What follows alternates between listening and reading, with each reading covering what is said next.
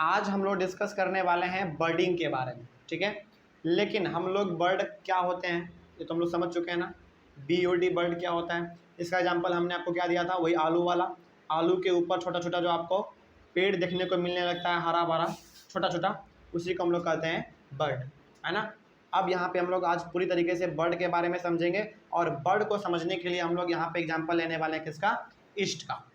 किसका लेंगे, ईस्ट का, ठीक है। चलिए, तो बर्ड क्या होता है बेसिकली, ये तो हमने आपको समझा दिया कि आलू के ऊपर जो आपको थोड़ा सा देखने को मिलता है टहनी तरह का ग्रीन कलर का, कुछ दिन छोड़ने के बाद उसी को हम लोग कहते हैं बर्ड। लेकिन यहाँ पे आपके एनसीईआरटी बुक में बर्ड को समझाने के लिए दिया हुआ है किसका एग्जाम्पल, ईस्ट का।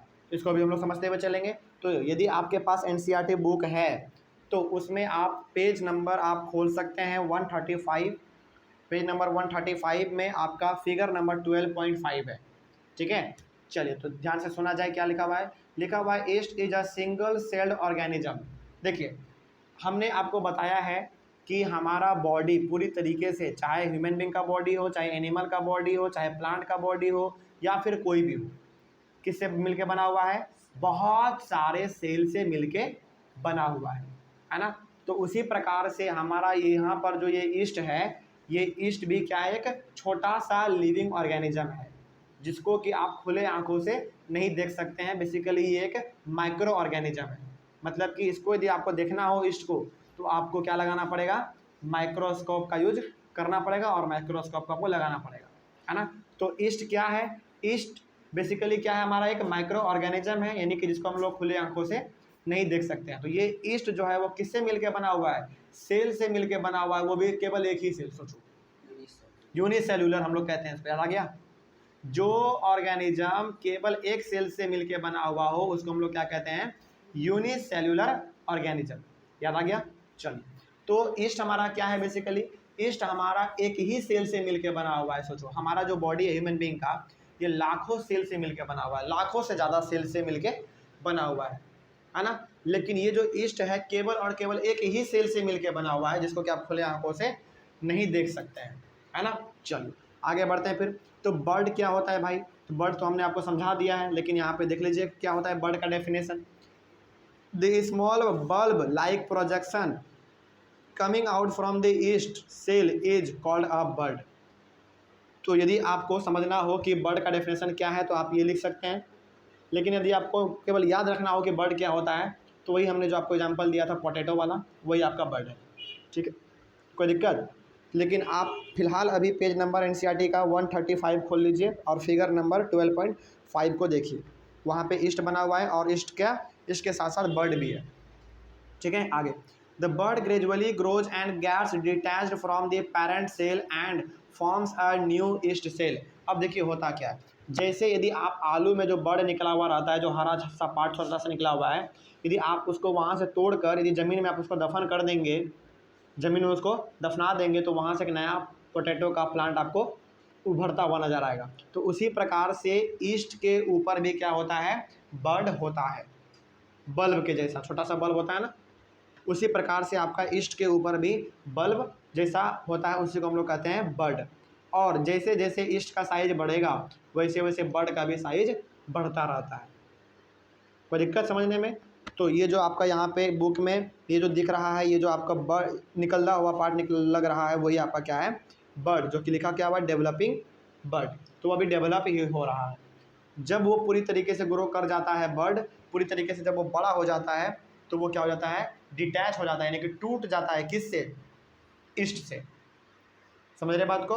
मतलब कि जब बर्ड आपका बहुत बड़ा हो जाएगा तो वो ईस्ट से अपने आप टूट जाएगा, और टूट के जब वो नीचे गिरेगा तो जो हिस्सा गिरा है टूट के नीचे, वो खुद में क्या बन जाएगा, एक ईस्ट बन जाएगा।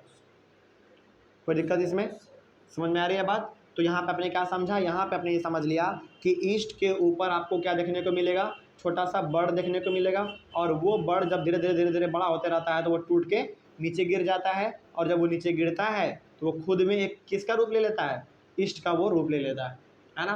आगे बढ़ते हैं फिर। The new yeast cell grows matures and produce more yeast cell. और जो ईस्ट सेल नीचे गिरा है टूट के, वो भी क्या होगा बाद में, वो भी बड़ा होगा, उसके ऊपर भी बर्ड होगा, वो भी टूट के गिरेगा। यानी कि ये जो प्रोसेस है बार बार बड़ा होकर बर्ड का नीचे गिरना, फिर वो भी एक बर्ड ईस्ट का रूप ले लेना, फिर उसमें बर्ड होना, फिर उसका बर्ड नीचे गिरना, फिर ईस्ट का रूप ले लेना, ये बार चलता रहता है ना। जैसे फॉर एग्जांपल मान लीजिए यदि आप आलू के बर्ड को तोड़कर जमीन में दफन करेंगे तो उससे क्या मिलेगा, आपको एक नया प्लांट मिलेगा। नया प्लांट के अंदर में आपको क्या मिलेगा, एक इनके नया प्लांट है तो उसमें आपको आलू भी मिलेगा, फिर उस आलू में बर्ड होगा, फिर उस आलू के बर्ड को तोड़कर आप दोबारा दफन करेंगे तो दोबारा प्लांट निकलेगा, दोबारा आलू मिलेगा। यानी कि जब तक आप बर्ड को तोड़ते रहेंगे, जमीन में दफन करते रहेंगे, तब तब आपको एक नया प्लांट मिलता रहेगा। वही केस किसके साथ है, ईस्ट के साथ है। तो जब जब ईस्ट से बर्ड नीचे टूट के गिरता रहेगा, वो एक नया ईस्ट का रूप लेता रहेगा। कोई दिक्कत इसमें, समझ में आ रही है बात। अब क्या आपको नहीं लग रहा है कि यदि ऐसा होगा तो बहुत दूर दूर तक ईस्ट का संख्या बढ़ जाएगा, हो जाएगा, क्योंकि बार बार वो नीचे टूट के गिर रहा है और वो तुरंत किसका रूप ले रहा है, एक ईस्ट का रूप ले रहा है। फिर उसी ईस्ट के ऊपर बर्ड होगा, फिर वो टूट के गिरेगा, फिर वो एक ईस्ट का रूप ले लेगा। तो ऐसे होते होते ईस्ट पूरी तरीके से फैल जाता है। ठीक है, आगे बढ़ते हैं। Sometimes another bird arises from the bird forming a chain of birds. बहुत बार क्या होता है, बर्ड्स चेन बना लेता है। चेन मतलब कि वो टूट के नीचे नहीं गिरता है, एक बर्ड के ऊपर एक बर्ड, एक बर्ड के ऊपर एक बर्ड, इस प्रकार से आपका बनता चला जाता है, जो कि बहुत ही खूबसूरत तरीके से आपका एनसीईआरटी बुक पेज नंबर 135 में दिया हुआ है ना। यहाँ पे इंडिकेट भी करके बताया गया है चेन ऑफ बर्ड्स है, वो टूटता नहीं है, इस एक के ऊपर एक, एक के ऊपर एक, एक के ऊपर एक वो बढ़ता चला जाता है, लेकिन एक समय ऐसा जरूर आता है जब वो टूट के नीचे गिर जाता है। समझ में आ रही है बात। चलिए आगे बढ़ते हैं फिर। This process continues, a large number of yeast cell are produce in a short time. और ये बार बार प्रोसेस आपका चलता रहता है। ईस्ट से बर्ड टूटना, फिर वो बर्ड टूट के जो नीचे गिरा है उसका दोबारा ईस्ट बनना, फिर उससे बर्ड नीचे गिरना, फिर ईस्ट बनना, ये बार चलता रहता है और बहुत ही कम समय में ईस्ट का संख्या बहुत ज़्यादा बढ़ जाता है। समझ में आ रही है बात, कोई दिक्कत इसमें। और ये काम बहुत ही फास्ट होता है, ठीक ना। तो यहाँ पे आपने पूरी तरीके से बर्डिंग के बारे में भी समझ लिया। आई होप आप लोगों को समझ में आया होगा। अगले वाले क्लास में हम लोग डिस्कस करेंगे फर्मेंटेशन के बारे में, ठीक है ना। चलिए, थैंक यू वेरी मच। किसी प्रकार का डाउट रहा हो ऑनलाइन वाले बच्चे तो आप कमेंट एक बार कर लीजिएगा।